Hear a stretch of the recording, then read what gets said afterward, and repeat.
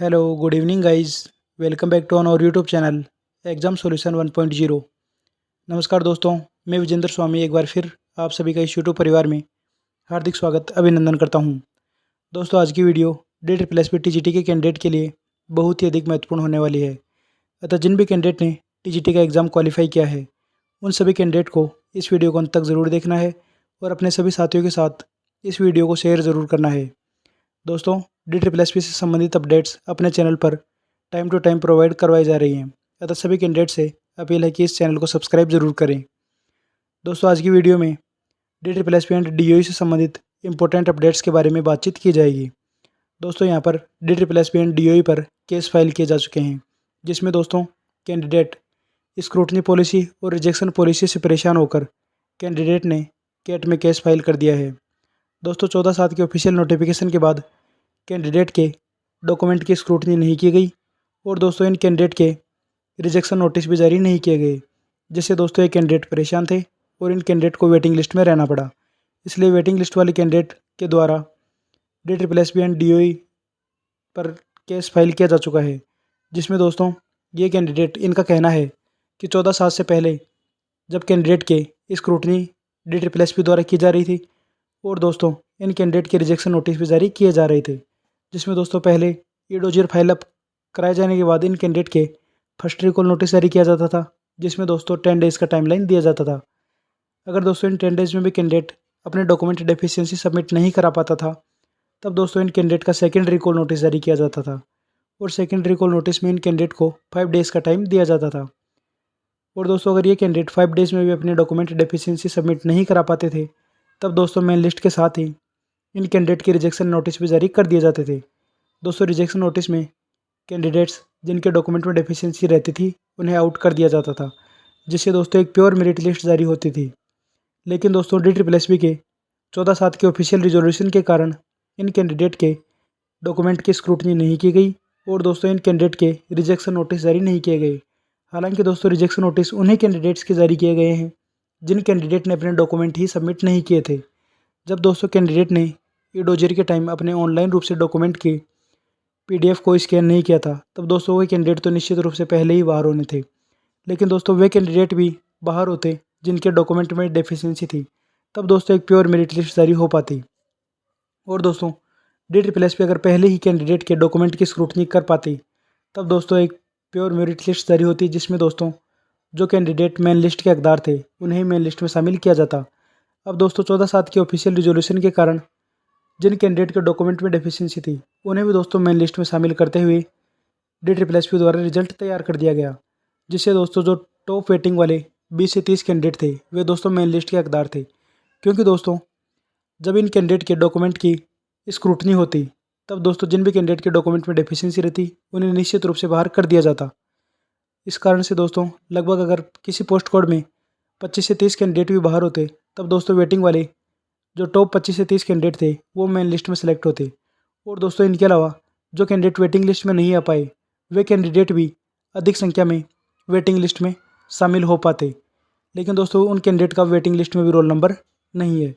इसी कारण दोस्तों इन कैंडिडेट ने कैट में केस फाइल कर दिया है। दोस्तों यहाँ पर नेचुरल साइंस मेल के 35/21 के 8 कैंडिडेट ने केस फाइल किया है, जिनमें दोस्तों अधिकतर कैंडिडेट EWS कैटेगरी से रिलेटेड थे। दोस्तों EWS कैटेगरी में भी जैसे नेचुरल साइंस मेल में 1040 पोस्ट पर एडवर्टाइजमेंट जारी किया गया, तब दोस्तों 10% के हिसाब से लगभग 100 से 104 सीट्स पर EWS की सीट्स आनी चाहिए थी। लेकिन दोस्तों इतनी संख्या में सीट्स नहीं आ पाई। इसके बाद भी दोस्तों 14/7 के ऑफिशियल रिजोल्यूशन के बाद जो कैंडिडेट के रिजेक्शन नोटिस जारी किए जाने थे वह जारी नहीं किए गए और दोस्तों जो टॉप कैंडिडेट थे उन्हीं के अकॉर्डिंग मेरिट जारी कर दी गई और दोस्तों इसी के साथ वेटिंग लिस्ट भी जारी कर दी गई, जिससे दोस्तों मेन लिस्ट वाले हकदार कैंडिडेट को वेटिंग लिस्ट में रहना पड़ा। दोस्तों 14/7 के रिजोल्यूशन से परेशान होकर कैंडिडेट्स ने कहा कि वैकेंसीज में 2 रूल फॉलो किए जाने वैलिड नहीं है, क्योंकि दोस्तों कुछ पोस्ट कोड में स्क्रूटनी की गई और दोस्तों रिजेक्शन नोटिस भी जारी किए गए। लेकिन दोस्तों 14/7 के ऑफिशियल रिजोल्यूशन के बाद इन कैंडिडेट के ना तो किसी प्रकार की स्क्रूटनी की गई और ना ही दोस्तों इन कैंडिडेट का रिजेक्शन नोटिस जारी किया गया, जिससे दोस्तों रिजल्ट्स में गड़बड़ी हुई है। इसी कारण दोस्तों इन कैंडिडेट ने केस फाइल किया है। दोस्तों यहाँ पर एक एक ही पोस्ट कोड जैसे टीजीटी का एग्ज़ाम लगा था, तो दोस्तों उसमें 2 रूल्स फॉलो किया जाना वैलिड नहीं है। इसके बाद दोस्तों इस पोस्ट कोड में स्टे नहीं आएगा, क्योंकि दोस्तों इन कैंडिडेट ने सिर्फ अपनी 8 सीट्स पर रिजर्व रखने की मांग की है। दोस्तों इन कैंडिडेट्स का कहना है, जैसे इन कैंडिडेट 8 कैंडिडेट ने केस फाइल किया है, इसमें दोस्तों उत्कर्ष भारद्वाज और जो भी दोस्तों ये कैंडिडेट्स हैं, उन्होंने कहा है कि हमारा जो भी इनकी उचित मांग है वो इनकी पूरी होए। दोस्तों 9 सितंबर को कैट में केस फाइल दर्ज किया था, जिसकी दोस्तों नेक्स्ट हियरिंग भी 22-23 तारीख के लगभग होने की संभावना है। जिन कैंडिडेट के डॉक्यूमेंट में डेफिशिएंसी थी, उनके मार्क्स और ईमेल आईडी कोर्ट में प्रस्तुत किए गए हैं। जिन साथियों के नेचुरल साइंस मेल में ईमेल आ रहे हैं, उन्हें घबराने की आवश्यकता नहीं है। दोस्तों उन कैंडिडेट को थोड़ा एक्टिव होना पड़ेगा, ताकि उनकी जल्दी ही ज्वाइनिंग प्रोसेस स्टार्ट हो सके। दोस्तों इन 8 कैंडिडेट्स का यह कहना है कि ज्वाइनिंग में किसी प्रकार की रुकावट नहीं हो, सारा प्रोसेस जल्दी स्टार्ट हो सके, लेकिन ये 8 सीट्स रिजर्व रखने की मांग कर रहे हैं। इसके अलावा दोस्तों नेक्स्ट हियरिंग पर ही इस केस के बारे में ज़्यादा कहना उचित रहेगा। जिन साथियों के नेचुरल साइंस मेल में 35/21 के रिगार्डिंग दोस्तों इन कैंडिडेट्स की अभी स्क्रूटनी का कार्य डीओई द्वारा तय किया जाएगा। दोस्तों इन कैंडिडेट के डीओई द्वारा डॉक्यूमेंट वेरिफिकेशन का शेड्यूल जारी कर दिया जाएगा, जिसमें दोस्तों डॉक्यूमेंट वेरिफिकेशन का कार्य ग्रुप में देखने को मिलेगा। हालांकि दोस्तों इसका कोई ऑफिशियल नोटिफिकेशन अभी तक जारी नहीं हुआ है, लेकिन दोस्तों जैसे ही मास डॉक्यूमेंट वेरिफिकेशन से संबंधित कोई ऑफिशियल नोटिस आएगा, तो आपको सबसे पहले अपने चैनल के माध्यम से अवगत करा दिया जाएगा। इसके लिए आप सभी दोस्तों को इस चैनल को सब्सक्राइब जरूर करना है। दोस्तों जिनके रोल नंबर पर केस चल रहा है, उन सभी कैंडिडेट को कोर्ट में एक एफिडेविट देना होगा, जिसमें दर्शाना है कि बोर्ड की कमी के कारण उन्हें सही कैटेगरी में नहीं रखा, और दोस्तों उनकी ज्वाइनिंग का प्रोसेस जल्दी स्टार्ट किया जा सके। संस्कृत मेल में भी दोस्तों एसटी कैटेगरी की ज्वाइनिंग रुकी हुई है, जो कि नेक्स्ट मास डॉक्यूमेंट वेरिफिकेशन में कैंडिडेट के जब भी डॉक्यूमेंट वेरिफिकेशन होंगे, तब दोस्तों इनकी ज्वाइनिंग स्टार्ट होने की पॉसिबिलिटी रहेगी। इसलिए संस्कृत मेल के एसटी कैटेगरी वाले कैंडिडेट को भी निराश होने की आवश्यकता नहीं है, उनका ज्वाइनिंग का प्रोसेस भी जल्दी ही स्टार्ट हो सकेगा। दोस्तों इनके रिजल्ट प्रोसेस में भी कुछ गड़बड़ी हुई है, जिनके कारण इनका डॉक्यूमेंट वेरिफिकेशन नहीं हो सका, और दोस्तों इन कैंडिडेट की ज्वाइनिंग रोक दी गई है। लेकिन दोस्तों जैसे ही कोई नेक्स्ट अपडेट मिलेगी इसके बारे में, तो दोस्तों आपको अवगत करा दिया जाएगा। इसके अलावा दोस्तों नेक्स्ट टीजीटी की वैकेंसी भी सितंबर एंड तक पॉसिबिलिटी है। दोस्तों अगर कोई अमेंडमेंट नहीं हुआ, तब दोस्तों सितंबर एंड तक टीजीटी की वैकेंसीज आने की प्रबल संभावनाएं हैं, क्योंकि दोस्तों पीजीटी के फॉर्म फिलअप करवाए जा चुके हैं। अब दोस्तों नेक्स्ट टीजीटी की वैकेंसी का ही शेड्यूल है, जारी जल्द कर दिया जाएगा। इसलिए सभी कैंडिडेट जिनका वेटिंग लिस्ट में भी रोल नंबर नहीं है, उन सभी कैंडिडेट को अपनी तैयारी निरंतर रूप से जारी रखनी है, और दोस्तों एनसीईआरटी की बुक्स को निरंतर रूप से पढ़ते रहना है, क्योंकि दोस्तों जितनी भी वर्तमान में एग्ज़ाम चल रही हैं, उन सभी में एनसीईआरटी को फॉलो किया जा रहा है। इसलिए एनसीईआरटी की बुक्स को अपनी प्रेफरेंस में रखें, और दोस्तों निरंतर रूप से अपनी तैयारी जारी रखें, क्योंकि दोस्तों जैसे ही इसका शेड्यूल जारी कर दिया जाएगा, तब दोस्तों इसका एग्ज़ाम विदिन 2 से 3 मंथ में कंडक्ट करवा लिया जाएगा, और दोस्तों फिर इसका रिजल्ट जारी कर दिया जाएगा।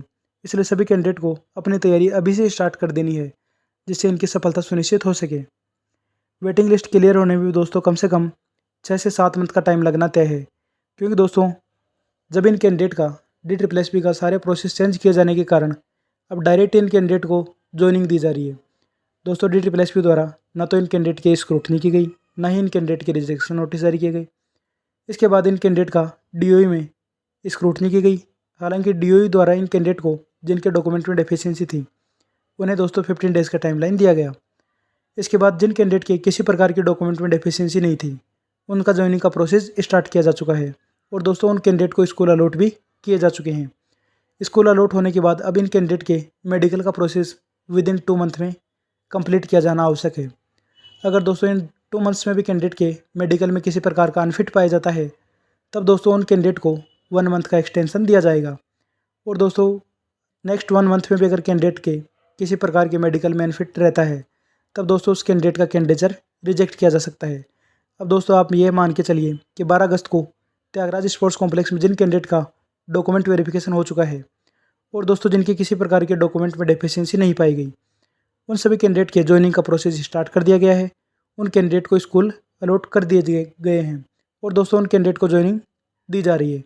अब दोस्तों उन कैंडिडेट के 2 से 3 मंथ का कार्य दोस्तों मेडिकल का लगेगा। दोस्तों मेडिकल प्रोसेस में कम से कम 3 मंथ्स मान के चलें, क्योंकि दोस्तों 2 मंथ को वैसे और 1 मंथ अगर कोई अनफिट रहता है तो दोस्तों ये 3 मंथ तो कम से कम मान के चलिए। इसके बाद दोस्तों जो कैंडिडेट वहाँ पर ज्वाइन नहीं करेंगे, स्कोर अलॉट नहीं होंगी, या मेडिकल में किसी कैंडिडेट का रिजेक्शन होगा, या कोई कैंडिडेट जो अदर टीजीटी की पोस्ट में सेलेक्ट होंगे वे कैंडिडेट यहाँ पर ज्वाइन नहीं करते हैं, तब दोस्तों वेटिंग लिस्ट वाले कैंडिडेट का नंबर आएगा। हालांकि दोस्तों वेटिंग वाले कैंडिडेट के लिए यह खुशखबरी है कि उन कैंडिडेट के डॉक्यूमेंट्स अभी डीओई को ट्रांसफ़र किए जा चुके हैं दोस्तों, जिससे अब इन कैंडिडेट के इस प्रोसेस में ज़्यादा टाइम नहीं लगेगा। क्योंकि दोस्तों डॉक्यूमेंट्स जब इनको प्रोसेस किए जा चुके हैं तब इन डॉक्यूमेंट्स की स्क्रूटनी होगी और दोस्तों इनका डॉक्यूमेंट वेरिफिकेशन का कार्य भी जल्द ही जारी कर दिया जाएगा। हालांकि दोस्तों अगर वेटिंग वाले कैंडिडेट डीओई पर दबाव बनाते हैं तब दोस्तों हो सकता है कि नेक्स्ट मार्च डीवी में मेन लिस्ट और वेटिंग लिस्ट वाले कैंडिडेट का अगर साथ में ही डॉक्यूमेंट वेरिफिकेशन हो जाए तब दोस्तों इन कैंडिडेट की ज्वाइनिंग बहुत जल्द देखने को मिलेगी।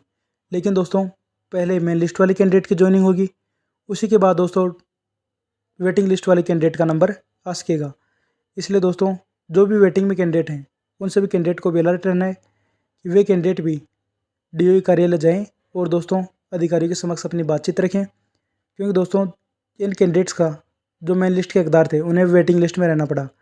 अगर ये कैंडिडेट डीओई ऑफिस पर अधिकारियों से उचित प्रकार से बातचीत रखते हैं तब दोस्तों हो सकता है कि मेन लिस्ट और वेटिंग लिस्ट दोनों का डॉक्यूमेंट वेरिफिकेशन एक साथ करवा लिया जाए, जिससे दोस्तों फर्दर प्रोसेस में टाइम कम लगेगा और दोस्तों वेटिंग वाले कैंडिडेट का भी जल्द ज्वाइनिंग देखने को मिल सकेगी। हालांकि दोस्तों इसके बारे में किसी प्रकार का ऑफिशियल नोटिफिकेशन नहीं है, यह दोस्तों कैंडिडेट की मेहनत के ऊपर ही डिपेंड करेगा। जैसा कि दोस्तों 12 अगस्त वाले कैंडिडेट के मेन लिस्ट वाले कैंडिडेट की ज्वाइनिंग हो चुकी है, अब दोस्तों इन कैंडिडेट के मेडिकल का प्रोसेस होगा। उसी के बाद जो कैंडिडेट ज्वाइन नहीं करेंगे तभी दोस्तों वेटिंग वाले कैंडिडेट का नंबर यहाँ देखने को मिलेगा। इसके लिए जिन भी कैंडिडेट ने धरातल पर प्रयास किया उन सभी कैंडिडेट के ज्वाइनिंग का प्रोसेस DSSP द्वारा जल्दी तय किया गया।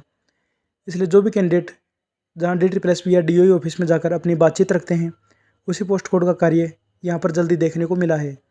दोस्तों यह एक पहले के द्वारा किए गए प्रयासों के बाद ही आपको बताया गया है। जैसा कि दोस्तों हिंदी वाले कैंडिडेट थे, उन्होंने वहाँ जाकर रिजल्ट के लिए जो भी धरना प्रदर्शन प्रोटेस्ट किया, तब दोस्तों हिंदी का रिजल्ट भी जल्दी जारी कर दिया गया। इसके अलावा दोस्तों जितने पोस्ट कोड हैं, जिन भी कैंडिडेट ने मेहनत करी है उनका परिणाम उनको जल्दी ही देखने को मिला है। हालांकि दोस्तों DSSP एंड डीओई अपने स्तर पर उचित प्रोसेस कर रहा है, लेकिन दोस्तों अगर कैंडिडेट आप अधिक सतर्क रहेंगे तब दोस्तों आपका कार्य जल्दी देखने को मिलेगा। इसके अलावा दोस्तों जो भी अपडेट्स आपको DSSP एंड डीओई के लिए रहेंगी वो दोस्तों आपको टाइम टू टाइम प्रोवाइड करवा दी जाएंगी।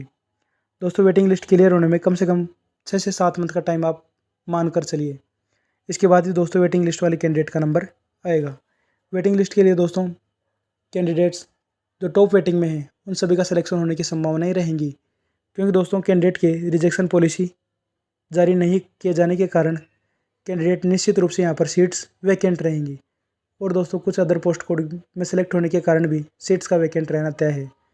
तब दोस्तों प्रत्येक पोस्ट कोड में कम से कम 40 से 50 सीट्स आराम से दोस्तों वेटिंग में फिलअप हो जाएंगी। इसके अलावा दोस्तों जो पोस्ट कोड में कॉमन कैंडिडेट हैं उनमें दोस्तों कुछ कैंडिडेट किसी एक पोस्ट कोड में ही ज्वाइन करते हैं, तब दोस्तों नेक्स्ट पोस्ट कोड में सीट्स का वैकेंट रहना तय है। इस कारण से दोस्तों उन पोस्ट कोड की सीट्स भी वेटिंग वाले कैंडिडेट के लिए बहुत ही अधिक फ़ायदे रहेगा। इसलिए दोस्तों वेटिंग वाले कैंडिडेट का उनमें भी सिलेक्शन होने की संभावनाएं रहेंगी। इससे संबंधित दोस्तों वेटिंग की जितनी भी वीडियो हैं अपने चैनल पर प्रोवाइड करवा दी गई हैं। सब्जेक्ट वाइज दोस्तों अपने चैनल पर वीडियो दी गई है कि किस सब्जेक्ट की कितनी वेटिंग क्लियर होने की संभावनाएं हैं। दोस्तों ये एक अनुमान ही रहता है। इसके अलावा दोस्तों कैंडिडेट के लक भी इसमें डिपेंड करता है। अगर दोस्तों किसी पोस्ट कोड की वेटिंग ऑल क्लियर भी रहती है तब दोस्तों इसके फर्दर आगे नेक्स्ट सप्लीमेंट्री रिजल्ट भी निकलवाया जा सकता है, जो कि दोस्तों पहले के रिजल्ट्स में देखने को मिला है। जैसे कि दोस्तों आपको पता है कि मेन लिस्ट में जो कैंडिडेट सेलेक्ट हो चुके हैं, इसके अलावा वेटिंग लिस्ट 20% सीट पर निकाली गई। और अगर दोस्तों इन 20% सीट्स पर वेटिंग लिस्ट पूरी फिलअप हो जाती है तब दोस्तों नेक्स्ट वेटिंग भी निकलवाई जा सकती है। इसके लिए भी दोस्तों आप सभी कैंडिडेट को अलर्ट मोड पर रहना है। दोस्तों अगर सारी सीट्स फिलअप हो जाती हैं तब दोस्तों नेक्स्ट वेटिंग वाले कैंडिडेट का नंबर भी देखने को मिल सकता है। इसके लिए दोस्तों DSSP द्वारा पहले भी सप्लीमेंट्री रिजल्ट जारी किए गए हैं और दोस्तों आगे भी जारी किए जाएंगे। दोस्तों ये सब वेटिंग वाले कैंडिडेट हैं, इनको अपने स्तर पर प्रयास किया जाना चाहिए कि इनका डीवी का कार्य भी जल्द ही जारी कर दिया जाए। और दोस्तों नेक्स्ट डीवी जो कि मेन मेरिट वाले कैंडिडेट हैं उनका भी जल्दी ही जारी किए जाने की संभावना है। दोस्तों जैसे ही कोई नेक्स्ट डॉक्यूमेंट वेरिफिकेशन से संबंधित अपडेट रहेगा अपने चैनल के माध्यम से आप सभी कैंडिडेट को प्रोवाइड करवा दिया जाएगा। Thank you guys. वीडियो अच्छी लगी वीडियो को लाइक करें, चैनल को सब्सक्राइब करें, अधिक से अधिक दोस्तों तक इस वीडियो को शेयर ज़रूर करें। Thank you.